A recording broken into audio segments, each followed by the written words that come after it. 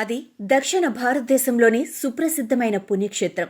ఎక్కడెక్కడి నుండో భక్తులు అక్కడికి తరలివచ్చి కొలువై ఉన్న అమ్మవారిని దర్శనం చేసుకుని వెళ్తారు. అంతకుముందు ఆలయం సమీపంలో ఉన్న పవిత్ర నదిలో పుణ్యస్నానాలు చేసి అమ్మవారి దర్శనం కోసం ఆలయంలో బారులు తీరుతారు. అయితే పుణ్యస్నానాలు చేయాల్సిన పవిత్ర నది కలుషితమై భక్తులు స్నానాలు చేయటానికే జంకుతున్నారు. అటువంటి పవిత్ర నది ప్రక్షాళన కోసం ఆ ఊరి యువకులు, గ్రామస్తులు నడుం కట్టారు. వారికి అధికారులు కూడా తోడయ్యారు.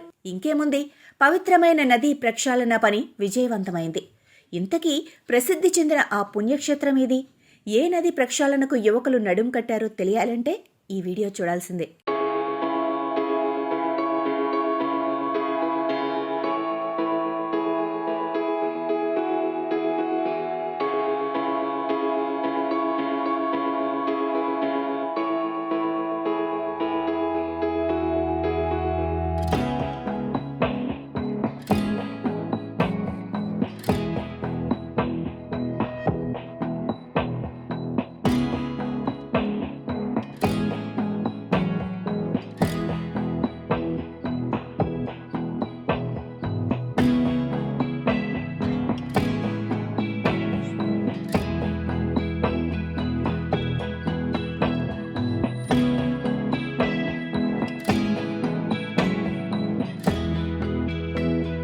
నిర్మల్ జిల్లాలోని సుప్రసిద్ధ పుణ్యక్షేత్రం బాసర శ్రీ జ్ఞాన సరస్వతీదేవి ఆలయం.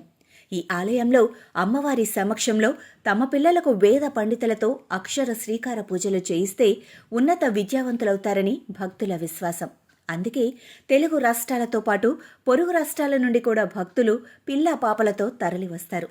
అయితే ఆలయంలో అమ్మవారిని దర్శించుకునేందుకు ముందుగా ఆలయ సమీపంలో ఉన్న పవిత్ర గోదావరి నదిలో పుణ్యస్నానాలు ఆచరించటం ఆనవాయితీ.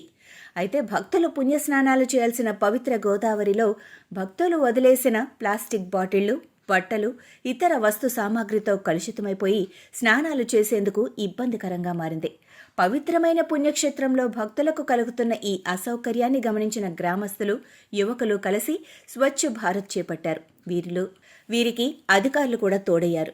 స్వచ్ఛతా హీ హమారీ షాన్ హే అంటూ కదిలిన గ్రామస్తులు, యువకులు, అధికారులు పవిత్ర గోదావరి తీరంలో పేరుకుపోయిన చెత్తా చెదారంతో పాటు నదిలో విసిరేసిన వ్యర్థాలను, పుష్కర ఘాట్ల వద్ద పేరుకుపోయిన చెత్తా చెదారాన్ని తొలగించారు.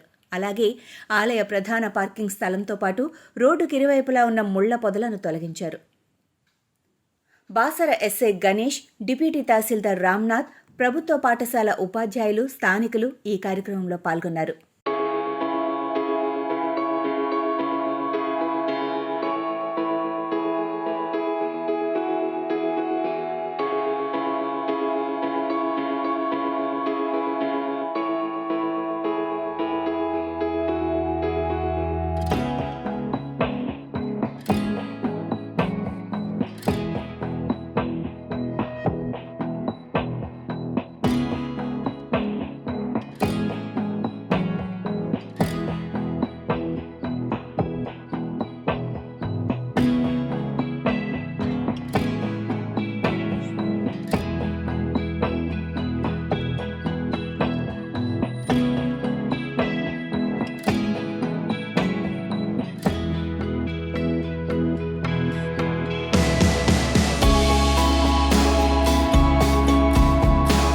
మీదట బాసర వచ్చే భక్తులు, స్థానికులు కూడా పవిత్ర గోదావరి నదిని కలుషితం చేయకుండా చూసుకోవటమే కాకుండా ఆలయ పరిసరాలను కూడా పరిశుభ్రంగా ఉంచుకునేలా చూడాలని యువకులు కోరారు.